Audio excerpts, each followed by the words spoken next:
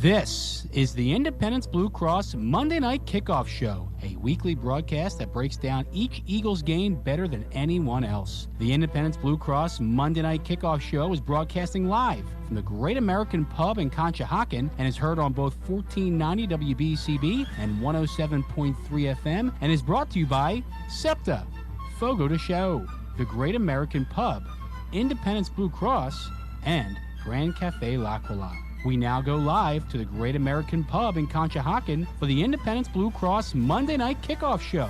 Now, here are your hosts, Paul Domowitch and Paul Jolovitz. And welcome, everybody, to another Monday night, the Independence Blue Cross Monday Night Kickoff Show, right from here at the Great American Pub in Conshohocken, where you love the food and hopefully you love the show.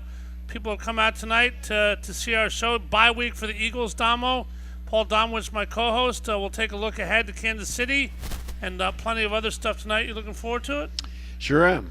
I'm well rested with the bye, you know. Well rested with the bye. Good thing watching NFL games yesterday. Getting ready for the Super Bowl rematch next week, and we have to do that with us. We have a guy who played in the Super Bowl for the Philadelphia Eagles, played for the Philadelphia Stars, a man about town. He is also the publisher of Jersey Man and Philly Man magazines. We are proud to welcome to the broadcast a repeat guest, Mr. Ken Dunek. How are you, Ken? Hey, guys. Thanks for having me on. Good to see you. Good to see you. Thanks for being on.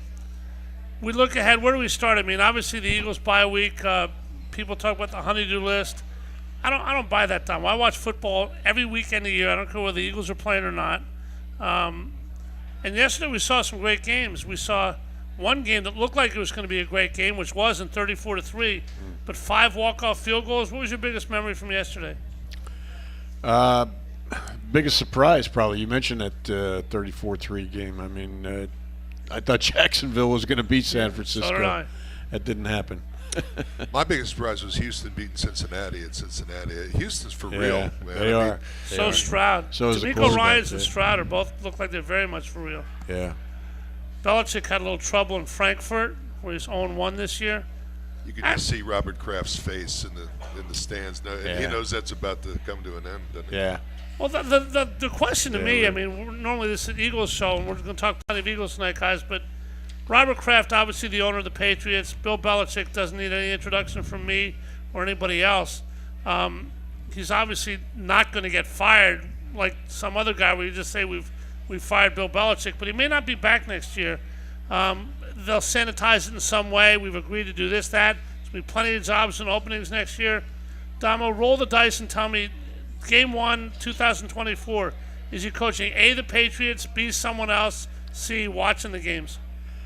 I'm going to say watching the games. I mean, I don't think he's going to be back. They're going to come up with some sort of agreement. But, you know, he's 70 years old.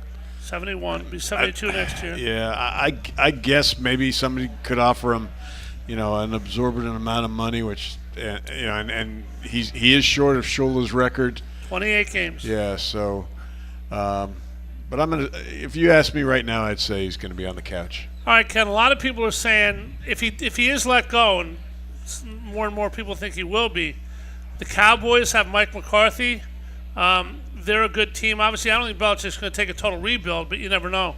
Buffalo, I don't think Sean McDermott's going anywhere, but can you think of a team or two that would fit Bill Belichick's MO if he is to move? Well, I mean, I'm a Chicago guy, and I think the Bears will be looking for a head coach next year. Well, he's not going to want to coach the Bears. That may be too much of a rebuild for Belichick to go there. But, you know, good teams usually don't look for head coaches, do they? I mean, but teams like Dallas who aren't good enough, it's like Penn State in college.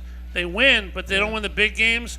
And Jerry Jones might be sick of the, you know, Mike McCarthy's acting. He's a good coach. I'm not going to pretend he's not, but he's not beating anybody better than he is.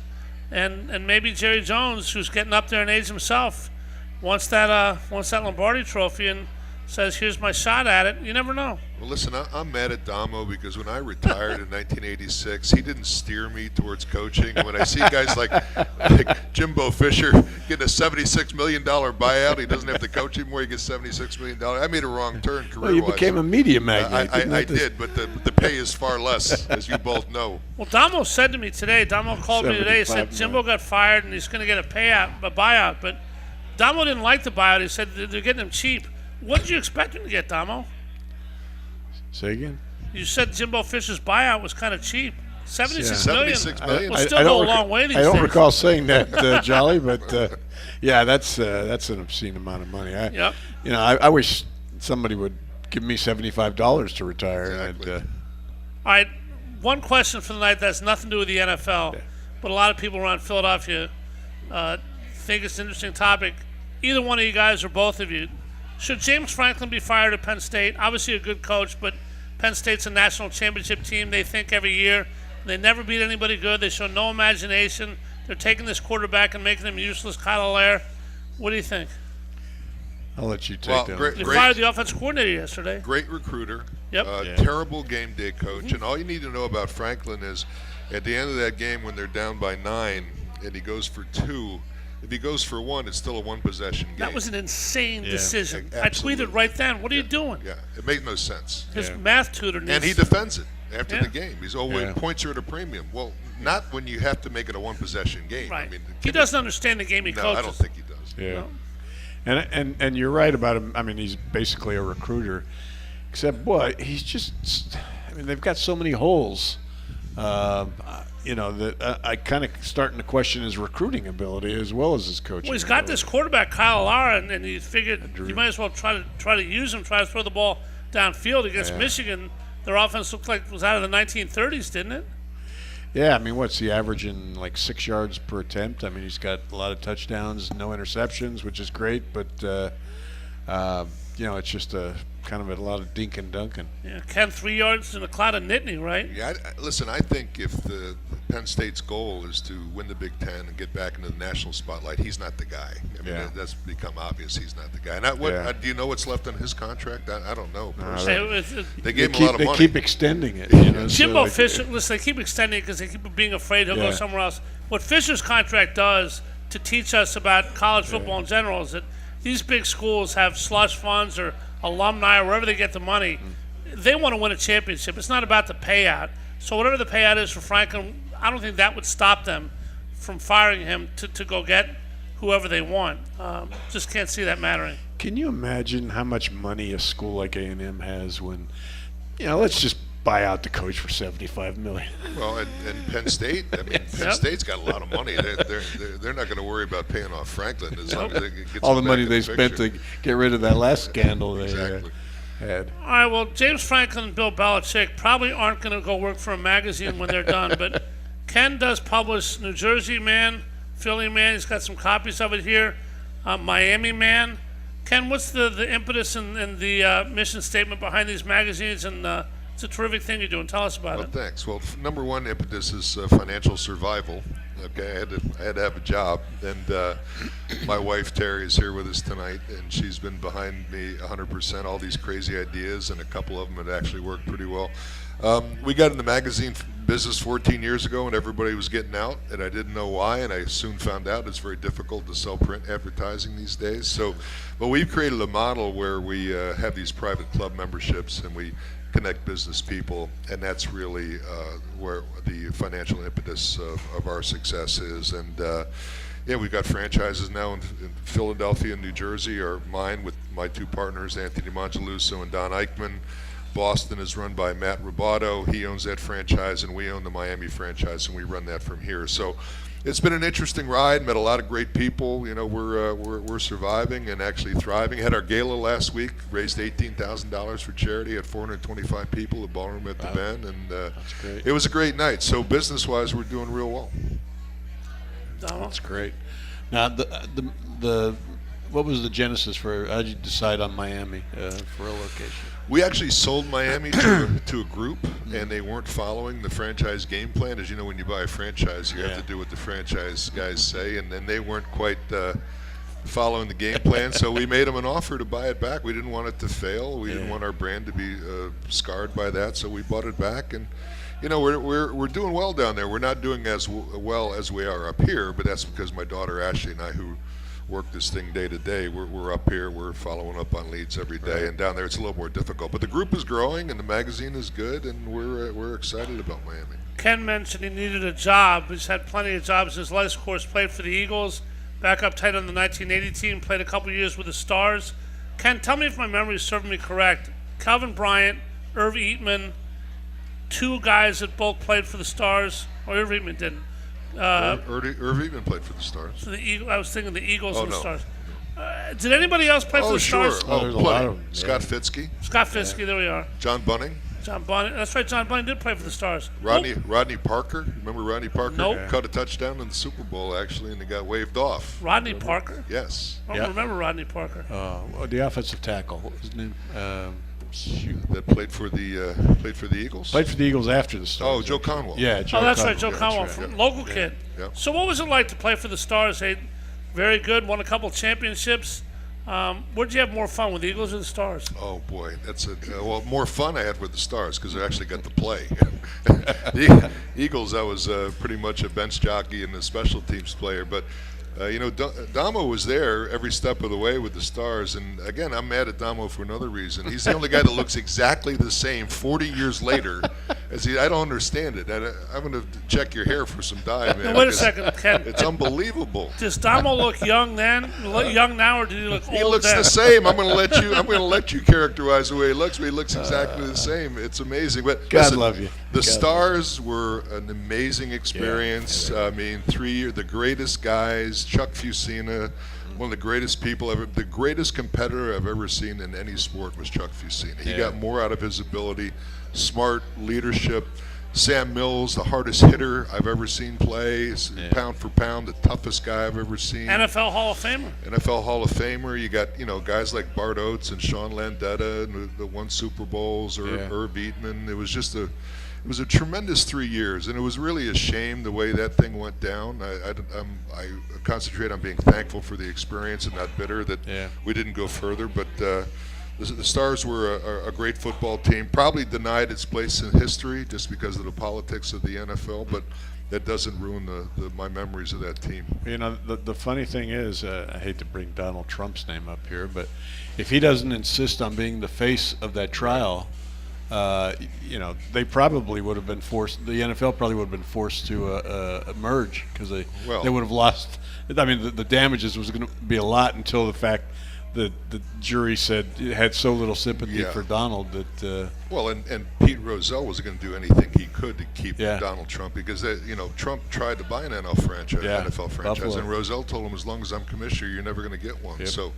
They dug in their heels when he became the face of that thing, unfortunately. And the USFL went away. Nobody assimilated in the NFL, which now has 32 teams and a bye week that the Eagles just had this week.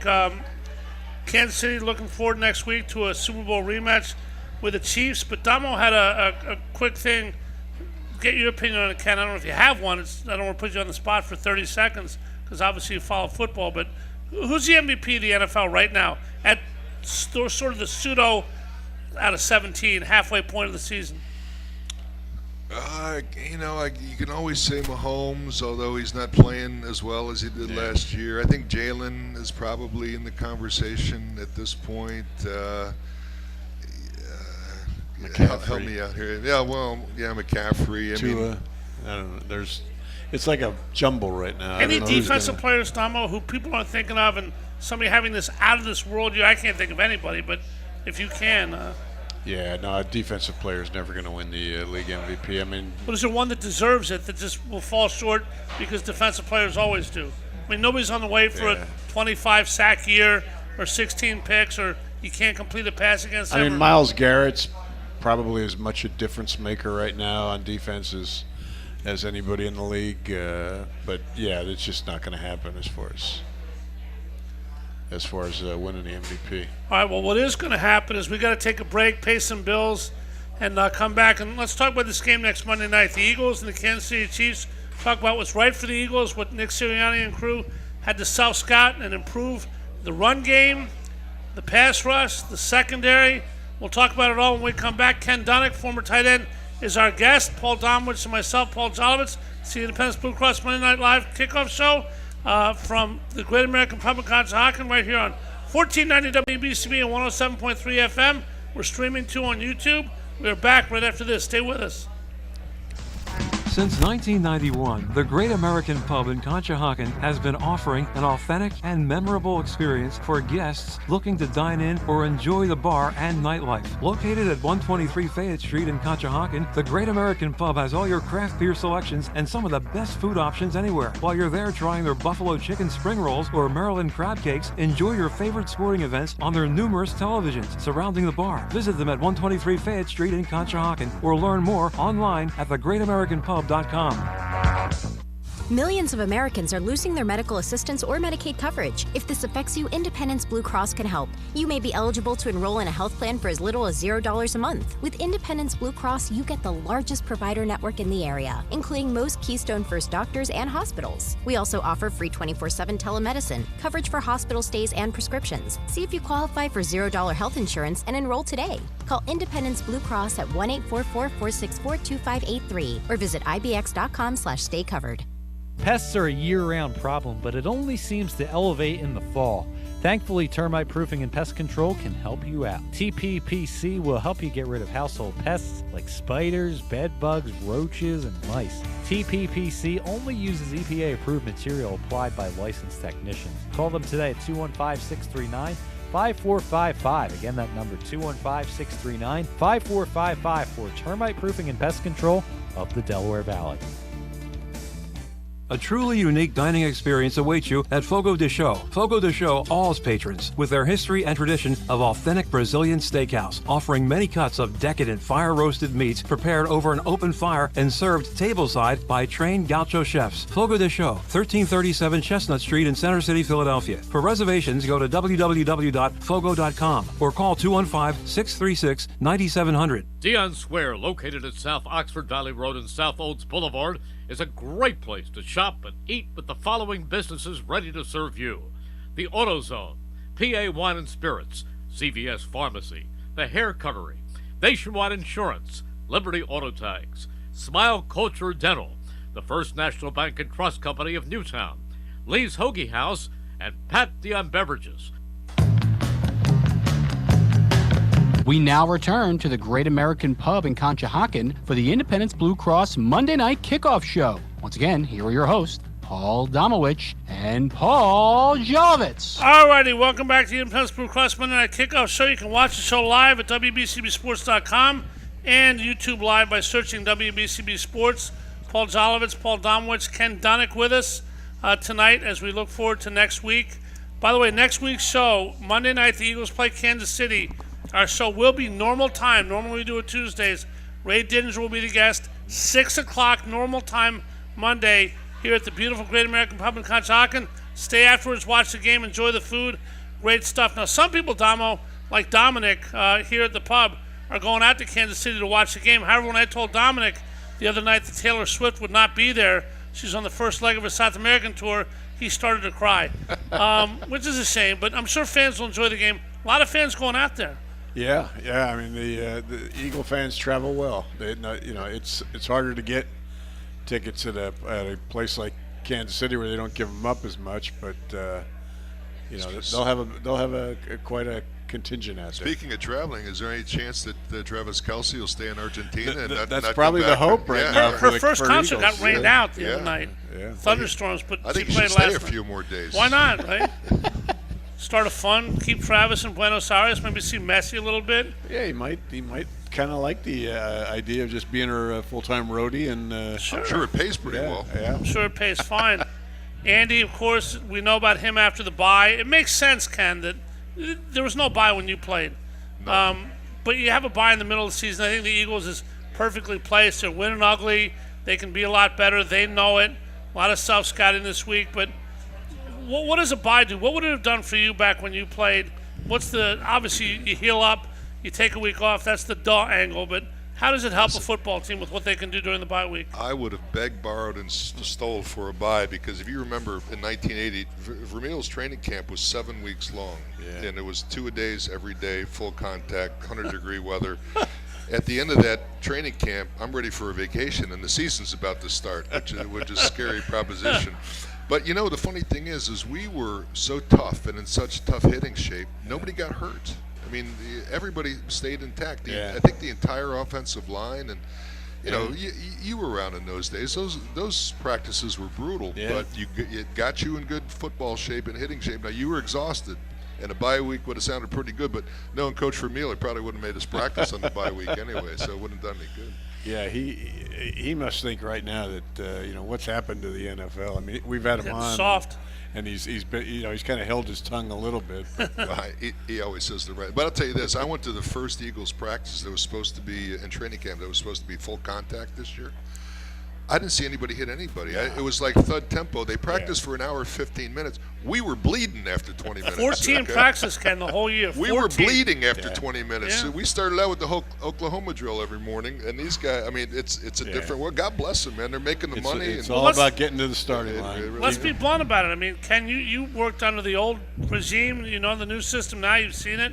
If somebody said, Ken Dunek, it's your choice.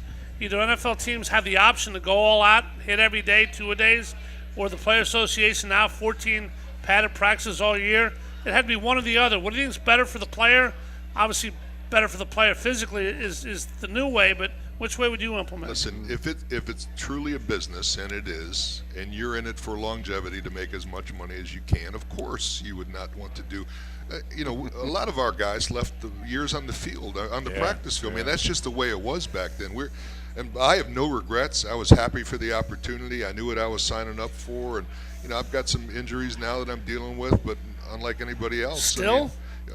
Yeah, it's getting worse. I know you were week to week back in the day. I didn't realize they were still giving you problems. They're getting worse, as a matter of fact. But again, that's the way it was back then. Yeah. And is there a hint of jealousy when I see what the money these guys are making and what they do to earn it? Yeah, of course there is. Yeah.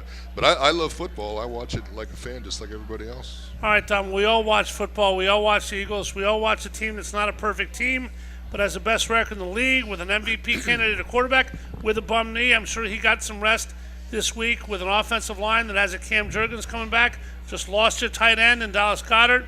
Lost Nakobe Dean. The pass rush looks good, but they're going to have to cover up for a secondary that's just getting Reed Blankenship back. Byard another week here. The self-scouting, to me, had to be on the defensive side of the ball. But the run game and the secondary are really areas for concern. Without being able to sign or trade for anybody, any help in the way from the South scouting during the week?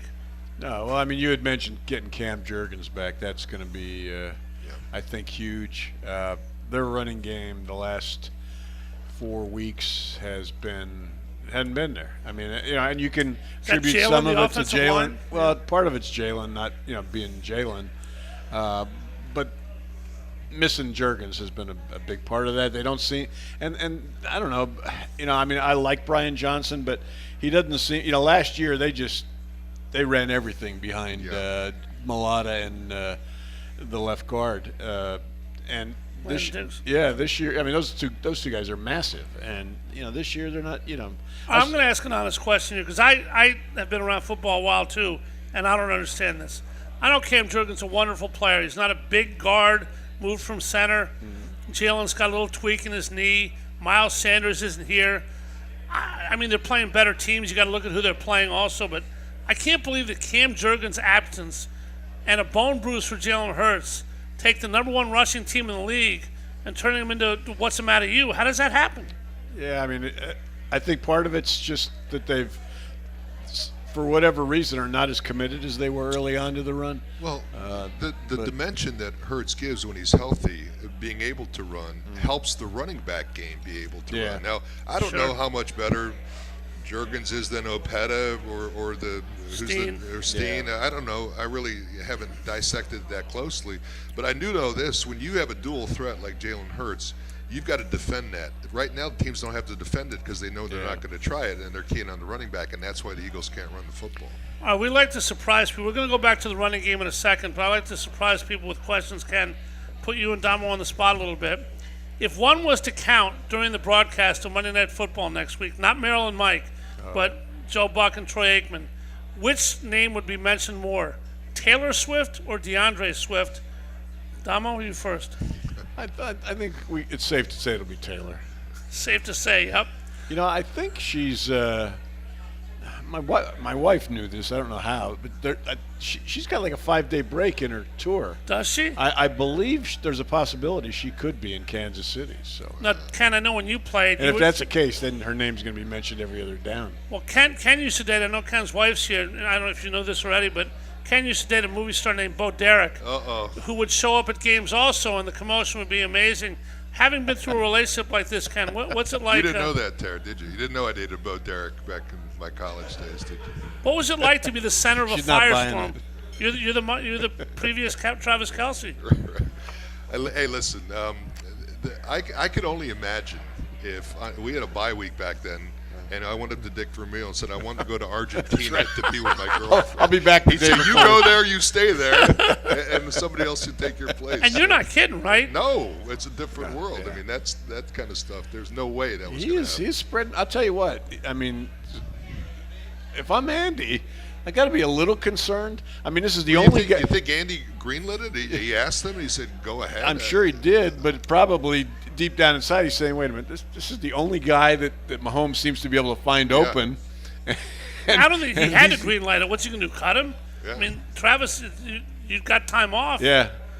But Andy, guys, great record against the bye, is no longer undefeated. Kansas City is not your mom's and dad's Chiefs with Mahomes this year. The receivers, obviously, Tyreek Hill left. They don't have great receivers, Kadarius Toney and a couple draft choices that haven't hit their stride yet. But they have a hell of a defense, Damo. Chris Jones leads it off. Yeah. Kansas City is really winning games with defense now, aren't they? Yeah. I mean, it's just the opposite of what they were for so long. I mean, mostly they were just outscoring people for a long time. But Spagnuolo has this is clearly their best defense since Andy's been there. So with that, Dallas Goedert, Jack Stoll will start. Obviously, you know the parts in the Eagles. What does Jalen and the boys have to do with the wide receivers to cave this defense? Well, I don't think they were usually using Goddard under this Johnson regime as well as they could have anyway. So I don't know how big of a loss that's going to be. He's a good player. I think Stoll's a pretty good player. Of course, I favor the backup tight ends, as you know. But they were 5-0 with them last year, Ken. Yeah, I know. I'm not sure who they played, but I think I think the Eagles have weapons. Be interesting to see. Has anybody heard about Quez Watkins? Is he healthy or coming back, or is he ever going to be back, or is Julio Jones just kind of made him irrelevant now? Yeah, well, you got AJ, you got Devontae, you got Julio, Damo, Quez, maybe not, but pretty good wide receivers of our own. Is that enough to? Well, I mean, we were talking earlier about the run game, and they need to get that going against Kansas City. They've got to be able to do both. That's why they were so good last year, because you could maybe slow down one during in a particular game, and they'd beat you with the other. If they slowed down the run, they'd beat you with the pass. So I mean, they need to get the run game going again, with or without Jalen, depending on how his knee is. I assume even if it's okay, they're going to still be cautious with him as far as letting him run. But I mean, they got to get Swift back on track and just get that run game going. I think we know a couple things about next week's game. One, the field is going to be a little less slippery than it was in Arizona. 10-point lead at halftime, whatever it is. But we do know one thing about Kansas City, that this guy was a 7th-round pick from Rutgers, pretty darn good player, Pacheco, who I think can do some damage to the Eagles. How much do they have to worry about King on him? And the linebacker position, Damo, the run defense, what do you think about that right now without Nakobe? I mean, the linebackers are a problem in coverage. Their run defense has been terrific. Yep. I mean, but they're counting mostly on their front four to do it, and they've been very successful. Their problems on defense is totally the pass defense. I mean, it's. Well, I think the pass defense last week for sure had to do with the front. He wasn't blitzing. The front four couldn't get heat on the quarterback, and the defensive secondary isn't good enough right now to cover these guys. And the linebackers aren't great cover people in the middle of the field, and that's a problem. So, at the end of the game, they did blitz, and that's why they got to him a couple times. By the way, is there 14 years in the league, coming off into Kelly's surgery? Do you remember a bigger play by a guy that age than Brandon Graham was amazing. I mean, he just calls on the fountain of youth at times. I mean, he's calling on. I mean, we know Kelsey, Fletcher Cox, but two guys, Ken, in the secondary, who people think Father Time might have at least tapped on the shoulder. Darius Slay and James Bradbury. Have they each lost a step, either one? And if they have, how much does it cost the Eagles defensively? I think Bradbury's having a very substandard year. Yeah, he's getting beat. He's taking silly penalties. He's looking like the guy that the Giants let go 2 years ago. Slay, I think, is he hasn't played as good as last year, but I think he's still playing okay. But that's an area that the team is going to have to address, I think, next year. Yeah. All right. Damo, any X factor in this game that you can think of? I mean, their pass rush. I mean, they've got to, everybody's been getting rid of the ball quick on them. Mahomes is willing to hang on to it and kind of, scramble around. They've got to keep him in the pocket, put pressure on him, and maybe force a couple of mistakes that kind of swing the game. All right, when we come back, guys, we're going to take a look at an Eagle quarterback who may or may not play this week, and it's not Jalen Hurts.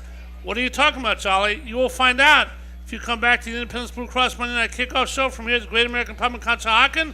We'll go around the NFL, talk about close to home, and make it all fun. Back right after this. Stay with us. Since 1991, the Great American Pub in Conshohocken has been offering an authentic and memorable experience for guests looking to dine in or enjoy the bar and nightlife. Located at 123 Fayette Street in Conshohocken, the Great American Pub has all your craft beer selections and some of the best food options anywhere. While you're there trying their buffalo chicken spring rolls or Maryland crab cakes, enjoy your favorite sporting events on their numerous televisions surrounding the bar. Visit them at 123 Fayette Street in Conshohocken or learn more online at thegreatamericanpub.com. At Independence Blue Cross, we believe in giving you the tools you need to pursue your healthiest life. From premiums as low as $0 per month to health discounts and cash rewards, it pays to have coverage with Independence. With the strongest network of doctors and hospitals in the region and free 24/7 virtual doctor visits, you can feel confident that quality care is always within reach. Learn more about your coverage options at ibx.com. The cooler weather has its pest problems such as spiders, bed bugs, roaches, and mice. These problems can be fixed easily and inexpensively with termite proofing and pest control. Call now at 215-639-5455. That's 215-639-5455 for termite proofing and pest control of the Delaware Valley. A truly unique dining experience awaits you at Fogo de Chão. Fogo de Chão awes patrons with their history and tradition of authentic Brazilian steakhouse, offering many cuts of decadent fire-roasted meats prepared over an open fire and served tableside by trained gaucho chefs. Fogo de Chão, 1337 Chestnut Street in Center City, Philadelphia. For reservations, go to www.fogo.com or call 215-636-9700. Dion Square, located at South Oxford Valley Road and South Olds Boulevard, is a great place to shop and eat with the following businesses ready to serve you: the AutoZone, PA Wine and Spirits, CVS Pharmacy, the Hair Cuttery, Nationwide Insurance, Liberty Auto Tags, Smile Culture Dental, the First National Bank and Trust Company of Newtown, Lee's Hoagie House, and Pat Dion Beverages. We now return to the Great American Pub in Conshohocken for the Independence Blue Cross Monday Night Kickoff Show. Once again, here are your hosts, Paul Domowitch and Paul Jolovitz. All righty, back here at the Great American Pub. Trivia question for Mr. Domowitch. What Eagles lineman, defensive lineman, has played the second most snaps of any DL on the Eagles this season? Second most? Yep. Well, I'll say not Reddick. Not Reddick. My wife Amy got this. I went to her today, and she goes, obviously Milton Williams. She was right, by the way. Wow. Yeah. That name didn't come to mind for me. Second most snaps. They're spreading it around, obviously, but he's quietly efficient. They can move him anywhere on that line. I was skeptical when they drafted him. I thought he wasn't going to be big enough to play inside, and I didn't think he was fast enough to play outside. But he's very versatile. He's not a great guy, but he's a guy that fits. Well, let's go and polar opposite to that, guys. Ken, one guy that doesn't fit and left here because he didn't fit, and apparently didn't fit in New York with Kyle Wilson or in Vegas with whoever. Danny DeVito is quarterback in the Giants, as we obviously know now.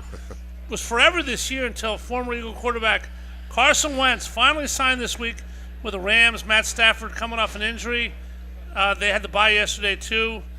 Are you surprised it took so long for Carson Wentz? And what do you think the NFL sees or does not see in our former near MVP? I think that some of these teams are so desperate at the quarterback position that when you see a guy with his resume, it's worth a shot. Because if you're going to play a guy like DeVito anyway, who's obviously not NFL ready, at least you got a guy that's done it before and has had some success. Now, I think Carson Wentz is done. I think his confidence is shot. I can't see him. Does anybody know what they're paying him? Has anybody seen what? Got to think the minimum, right, guys? Yeah. Well, he's got $100 million. He's got $100 million bucks in the bank. Were you surprised somebody didn't offer him, like, bring him into camp or sign him during the offseason? No, I wasn't surprised at all. Was it him that he wanted to start, Tom, or do you think or just nobody believes in him? Or because there's a lot of guys in this league whose parents haven't heard of him that are playing, and he's got to think, what, are you kidding me? Yeah. But it is what it is. I think it's a couple of things. I mean, one, like Ken said, I mean, I think there's nothing left. The other is, he's just, I mean, mentally, nobody wants to deal with him after, watching, what happened with the Eagles, what's happened at other places where, you bring him in as a backup. I mean, is he going to be happy? Is he going to be disruptive? Is he going to be a problem? Is he going to be perceived as a threat to another quarterback that's on the roster? There's no good reason for a team to want to bring him in. A lot of quarterback movement in the NFL this year. One guy yesterday who really impressed me, he's got a kind of cool nickname too. He played with Arizona. Obviously, Kyler Murray just came back. Was traded to Minnesota 2 weeks ago. Believe it or not, his degree was in aerospace engineering. Thus, the rocket scientist moniker turns into the nickname the Pastronaut, which I think is a cool nickname that Joshua Dobbs had. But cool nickname or not, Domo, 2 wins for a Viking team that badly needed them and is right back in the hunt right now. Joshua Dobbs is a hell of a story. Yeah, he is. He didn't play that well in Arizona because he didn't have the cast he's got in Minnesota offensively. So, yeah, it's a great story. And he's, from everything I understand, he's a really great kid. So I'm happy to see it. Ken, did you have any great stories on either your Eagle or Stars teams? People left for dead that came up and let people know. Yeah, me for one. Everybody on the Stars was left for dead. There we are. I mean, the Stars were made up of guys that people thought they were retreads. Like, we talk about myself, John Bunning, Scott Fitzke, Rodney Parker. We were looking for a second chance at doing what we love to do. We sprinkled in the rookies like Kelvin Bryant and Bart Oates and Landetta and Eben and all these guys, and we gelled, and we became a great football team. You were looking for a second chance. Sam Mills was looking for a first chance. He was looking for a first chance. It's interesting because when you played, obviously the Eagles got to the Super Bowl in '80. You were with that team. But the first few years of the 80s, after Coach Vermeil left, were not exactly Shangri-La for the Eagles. And the Stars were in the championship game after championship game. How were the fans of this city? We know they're the greatest fans in the world. How was the popularity split up? Obviously, the Stars were a spring league, but did they dent the Eagles at all? Obviously, the Eagles were more popular, but how much publicity and popularity did you guys have? You can probably give a more honest answer than I will on this. Yeah, they were. We were making a dent. Let's put it that way. We were making a dent. And there was, at one point, there was a genuine question that if they played each other, who would win? I mean, in fact, it's funny because you go to the NFL USFL trial, which was '85, I guess. Yeah. Jim Mora had left the start. The league had basically it wasn't officially dead, but it had disbanded.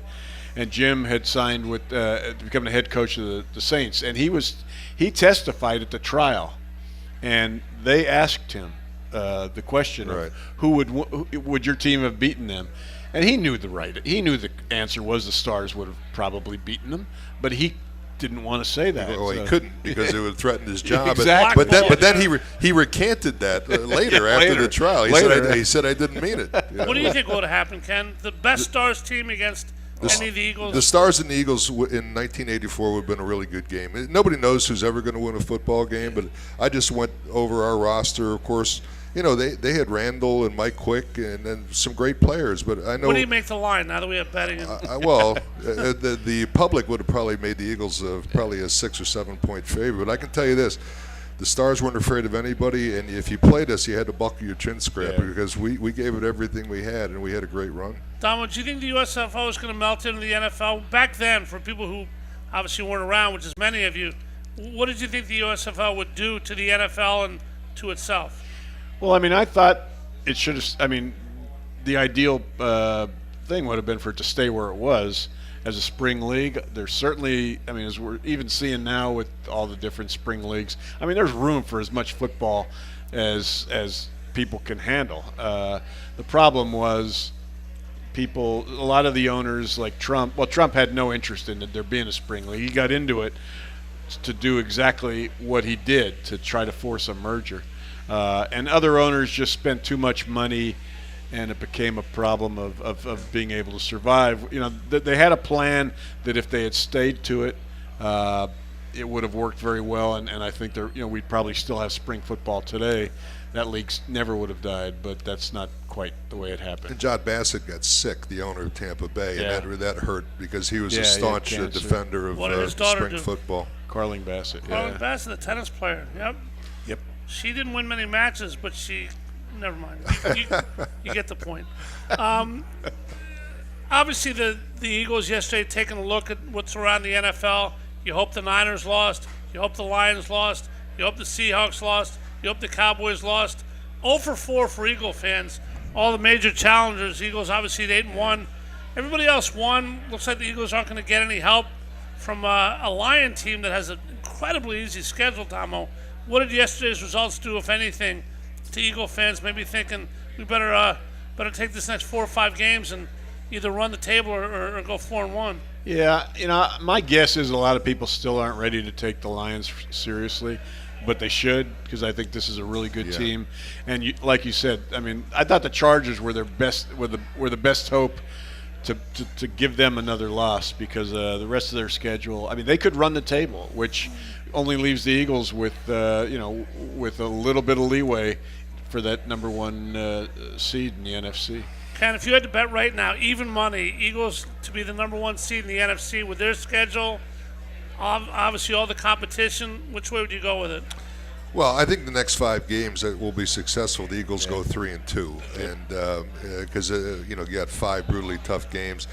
As Damo said, Detroit's got a really easy schedule. They're probably going to win most, if not all, of the rest of their games. They might drive 1 or 2 more, because it's tough to win every week in this league. But I would say it's a coin toss between Detroit and Philadelphia, who's going to get the number 1 seed. Cowboys yesterday, Damo beating the Giants. Shockingly, I don't know how they did that with Tommy DeVito and Vinny Bombats, I know, as your starting left tackle. Joseph Average from What's the Matter You as their right guard. Brian Daboll was a coach of the year in the NFL last year. What the bleep happened? Well, they have no offensive line. I mean, it's just a horrible offensive quarterback? line. No quarterback. That kind of – I mean, it's personnel. I mean, they've got some work to do, clearly. I mean, the team that kind of worries me if I were the Eagles right now, besides Detroit, is San Francisco. Did you watch the beginning of that game? The San Francisco game? San Francisco game yesterday? How'd that defense look? Are you kidding? Man, Chase Young on one side and Bosa on the other. Yep. I mean, that's going to be a great matchup when they play the Eagles, because, I mean, clearly the Eagles have 2 of the best tackles in football. And going against those guys, it's going to be a lot of fun to watch. All right, Ken, rank these if you could for me. Obviously, you have a Super Bowl rematch, revenge factor with the Chiefs, up 10 at halftime, the whole Jonathan Gannon thing, whatever. The Cowboys, your arch rival and will be forever. You already beat them once. Next week, you have a shot, or down the road, you have a shot at them again. And the Niners, the Wine Bowl, WHINE, after knocking Purdy out in the championship game last year. Where do these games rank? Obviously, you want to win all of them, but how important is it to you as an Eagle fan? What's the most important down to third among those 3 games? Well, I mean, Dallas is in your division, so I think that in order to win your division, you got to go through Dallas. So you're taking practicality before heart, which you should. Yes. Yeah. Yep. Well, that's what you brought me here for, right? You did. Precise commentary like that. You'd rather win the Chiefs or the Niner game? Obviously, a conference game, the Niner game. Well, there's a little retribution last year, because that penalty at the end of the game. I was recovering, by the way, from a quadruple bypass as I was watching the Super Bowl my easy chair, and the doctor said, "I'm going to let you go home, but I'm hoping for a stress-free game," and it was anything but that. And then when they threw that flag at the end of the game, I almost had to go back to Penn But I talked to Coach Vermeil a couple days after the game, and we agreed. We thought the Eagles were the better team that day. The wet field, I think, really negated our pass rush. And then at some point, you got every eye in the league looking at that game. Isn't there a way to call down to the field and say, do you really want the world championship decided on a ticky-tack foul like that at the end of the game? Technically, was it holding? Yes. Do you want to decide the championship of your league on that? I think you pick up that flag. So that was frustrating. Without question. I mean, it's revenge. It's you played in the Super Bowl. The great thing about football, though, Damo, Ken, is no 7-game series. No, we got to get them tomorrow night. That's the beauty of it. It's a one-game tournament, man. Yep. And everything's on the line. That's what makes football great. Yeah. Yep. When we come back, we're going to not talk about one game, but one set of coordinators. Both coordinators are new, Brian Johnson, Sean Desai. We'll see how they're doing. Take another look around the NFL and see what we find. The Independence Blue Cross Monday Night Kickoff. Final segment coming up with our guest Ken Dunek, our co-host Paul Domowitch. Stay with us, everybody, right after this.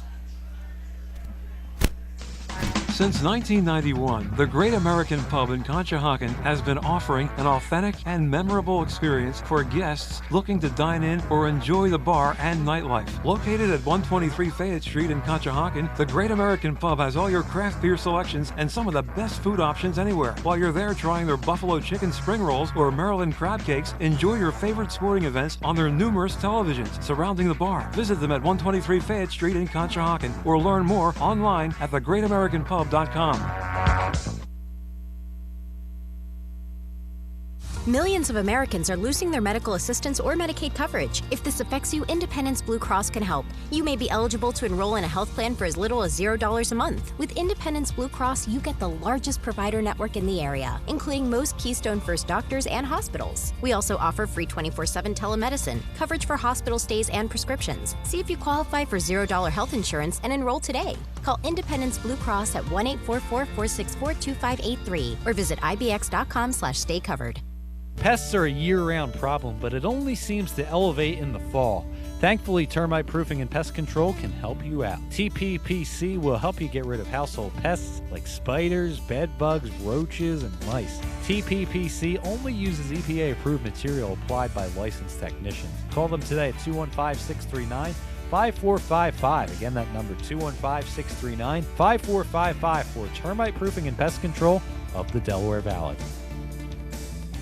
A truly unique dining experience awaits you at Fogo de Chão. Fogo de Chão awes patrons with their history and tradition of authentic Brazilian steakhouse, offering many cuts of decadent fire-roasted meats prepared over an open fire and served tableside by trained gaucho chefs. Fogo de Chão, 1337 Chestnut Street in Center City, Philadelphia. For reservations, go to www.fogo.com or call 215-636-9700. Dion Square, located at South Oxford Valley Road and South Olds Boulevard, is a great place to shop and eat with the following businesses ready to serve you: the AutoZone, PA Wine and Spirits, CVS Pharmacy, the Hair Cuttery, Nationwide Insurance, Liberty Auto Tags, Smile Culture Dental, the First National Bank and Trust Company of Newtown, Lee's Hoagie House, and Pat Dion Beverages. We now return to the Great American Pub in Conshohocken for the Independence Blue Cross Monday Night Kickoff Show. Once again, here are your hosts, Paul Domowitch and Paul Jolovitz. Final segment from the beautiful Great American Pub. If you haven't been here to eat, do so. Everything is terrific. Chef Guy, Chuck, and Jerry make it a warm atmosphere to take part in. We'll be here next Monday night again with Ray Didinger, 6 o'clock, 2 weeks. We have Seth Joyner, then Kevin Riley, and another guest every week. The Eagles have not two guests, Damo, but two new coordinators in Sean Desai and Brian Johnson. During the bye week, taking a look, reflecting back, taking a deep breath, what does each have to improve upon? What should each be happy about right now? Well, I mean, both have had growing pains. Brian Johnson, first time as an NFL play caller. He's done some at the college level. I think he needs to. He's probably a little bit of in-game adjustment that he's probably discussed with Nick about using that run game a little bit more than he has in the last 4 games. Defensively, I mean, Ken mentioned earlier this Desai does not like the blitz. He's from the Vic Fangio school of defense, and Ken knows Vic very well. Sure. But I think, if you're going to have teams get rid of the ball as quickly as quarterbacks getting rid of the ball as quickly as they are on the Eagles right now, you've got to find some way to put a little bit of extra pressure on. And I think, the funny thing is the guy I thought that would be an ideal blitzer for this team was Jacoby Dean, and now he's probably gone for the season, I guess. Yeah. I thought he'd have a hell of a year this year. I mean, Yeah. Jalen Carter obviously having a terrific rookie season. Nolan Smith not so. You never know at the beginning of the year Yeah. where it all falls. But they need to blitz more. That's what I think Desai needs to make an adjustment on. I will say this about Johnson. Last week and the second to the last series, Eagles have a 3rd and 3 on about their 30 or 32 yard line, and they throw a fade. You've got the greatest weapon that I've seen in my history of watching pro football is tush push. It's unstoppable. Yeah, The only yeah. time they stopped it, they fumbled. 3rd and 3, you run, you get a Twice. yard or two, Then get another one. then the game is over. So listen, sometimes you want to be the smartest guy in the room, and you turn out to have some egg on your face.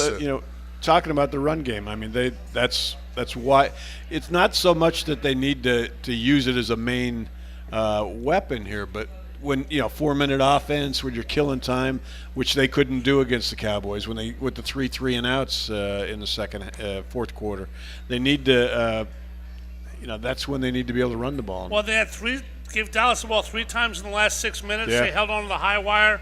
Obviously, in last week's Cowboy game, AJ, we know, has been great. Does Devontae Smith have to become more part of this offense? AJ has had a great year, but Devontae's kind of been lurking in the shadows a little bit, hasn't he? It's all what the defense gives you. I can remember back in the day when you're running routes and you're not open, and so if the defense wants to double somebody or take that portion of the offense away, they're going to do it, which means you got to go to the second or third option. So is he playing good? Is he playing bad? I don't know. I just know that he's not being targeted as much as I would like to see, but that may be a product of the defense just taking that away from the Eagles. You had mentioned earlier the tush push. I'm curious, it obviously is very effective for them. You okay with it from a football standpoint? Figure out a way to stop it. Yeah. I mean, it's football, right? I'll tell you what, a couple other teams used it yesterday if you're watching the NFL. But a few other teams use it, and they're not very good at it. No, either. they're not at all. It looks like, the Eagles You know use why it. they're good at it? Is Why? because Jalen Hurts' legs look like Earl Campbell, and they can't. And he drives, and they push him from behind. You can't stop It's it. got That's to be why more it than works. that, Ken, doesn't it? I mean, The front guys get low man wins. Hurts is so strong, and he gets pushed from behind. Yeah, it's going to be an interesting off season because, clearly it's become it's not a gimmick for them. It's an important weapon. I mean, they've turned. I mean, as Sirianni has said, every possession is 1st and 9 for them, and that there's going to be. I mean, that somehow during the off season after last year, nobody seemed to think strongly enough that they wanted to get rid of it. This year, I'm sure, especially if the Eagles end up going to the Super Bowl again, you're going to see they're going to be standing in line to get rid of this. But listen, the play is almost revolutionizing football. I saw college teams doing it this weekend. Let's start talking about that then. Not necessarily the tush push angle, but a guy who, in my opinion, gets way too little credit for what the Eagles done. His name is Nick Sirianni. We always talk about the coordinators like they run their sides of the ball. He runs them. I'm not saying he's the best coach in the NFL now, guys, but each one of you, if somebody said to you can have anybody to coach an expansion team now, any coach in the NFL, who would you take above Nick Sirianni? Put it that way, Damo. Above him? Yep. I guess. I think the Sean guy. McVay. I think the guy from Miami is an innovator. Yeah, I really McDaniel. do. Would you take him above Nick? I'm not sure I would. I don't think I would. Well, I mean, it's hard to say. I mean, but he's done a tremendous job. Excellent. Yeah, I mean, and like you said, he is. Part of the problem is owners now all want as their head coach the young offensive genius. What Nick is, and granted, he was an offensive guy, and that's part of the reason they hired him. But he's basically a CEO. And that's what you want to have as your head coach. He can find coordinators that can run your offense and your defense, and he can have some influence on whatever side of the ball he specializes in. But you need a guy that oversees the whole program, and that's what he does. But Ken, Coach Vermeil wasn't a CEO at all, was he? He was the other kind of coach. Not in the beginning. No, well, he was pretty much a control. He called the plays. He wasn't going to let anybody else do that. But I'll tell you this. And you would have snapped the ball. You had mentioned Belichick before. I think the two options for Belichick is he's either going to stay with the Patriots or he's going to be out of football. The reason is because the Eagles got burned with the Chip Kelly thing. They are not. Then they went, Doug Peterson to Sirianni. Yeah. They're not going to give the keys to the franchise to a guy like Belichick, who is going to mandate that he makes every decision. NFL teams are just any NFL team. I'm not sure Jerry Jones won't. They're just not going to do that. I don't think. Listen, if push comes to shove, if Jerry Jones hired, you think he's going to let Belichick make personal decisions over Jerry Jones? I don't think so. Jerry did it once, Jolly, with Bill Parcells, and that wasn't a real happy marriage. He's 81 years old. The clock's ticking. He wants that Lombardi trophy. But his ego is such that he still thinks that he can basically guide a team to a Super Bowl as long as he has a guy. He's good at fantasy football, so he thinks he can His teams, unfortunately, Dak Prescott and others aren't good at winning the big one. But taking a quick look at the NFL, Ken, who's, in your opinion, the biggest positive surprise after 9-10 weeks, and the biggest negative surprise, either player, team? You got C.J. Stroud, DeMeco Ryans going nuts in Houston. Give me a surprise. I think Houston's the biggest surprise this year in football, and I think the Patriots are the biggest. I didn't expect them to be world beaters, but did you see the 2 interceptions that Mac Jones threw at the end of that game? Those were pathetic. Yeah. And then how many times do you see a quarterback on the final drive get replaced? Yeah, I'll be honest, I was dead wrong. I like Mac Jones, Domo. He's been awful. Yeah, and I thought the switch, finally getting an offensive coordinator as opposed to O'Brien. Did you see the sideline act with O'Brien and Mac Jones? He was just undressing him on the sideline yesterday. I felt bad for him, actually. Yeah, and I agree with Ken on Houston. I mean, and C.J. Stroud, they're probably the biggest surprise in my mind. And this kid, I mean, right now, if you're Carolina and you're probably thinking, why we took Bryce Young over this guy? Is he an NFL quarterback? Is the jury still out? Because he's looked awful thus far. Obviously, they're a bad team, Yeah, I mean, the size is a big factor. I mean, not so much height, but there's not a lot to him. He's slight, and he doesn't have any time. Yeah, so I don't know. The jury's going to be out on that for a while. I mean, my biggest surprise negatively, Giants. I expected a lot more. I mean, they had a busy off season. I knew they still had some problems on their offensive line, but they got them some weapons, so I thought they'd be much better. It's a shame to see the Giants as they are. The Commanders, Cowboys all in the rearview mirror. Hopefully they stay that way next Monday night. A big one, the Super Bowl rematch, the revenge game in Kansas City, and Dominic's going out there. We'll be here at 6 o'clock next Monday night. Ken Dunek, thank you for being here tonight and filling in. We appreciate it. Thanks, guys. Always appreciate having you here. Thank you. Appreciate it. Damo, thanks so much. Let's get ready for next week. Been fun, Jolly. Always fun. Fun to the audience. Thanks for coming. Our producer, Chris Zermer, did a great job as always. Gus Barber, you are the best back at the station. Thanks so much. Take a quick look at next week and come here. And Ray Dittins will be here next Monday night at 6 o'clock. This has been the Independence Blue Cross Monday Night Kickoff from the Great American Pub in Conshohocken. Have a great week, everybody. Not in the bye anymore. Go Eagles. Okay. You're listening to 1490 WBCB, Levittown, Fairless Hills, Trenton, and now heard as well on FM at 107.3 FM, W297CL, Levittown.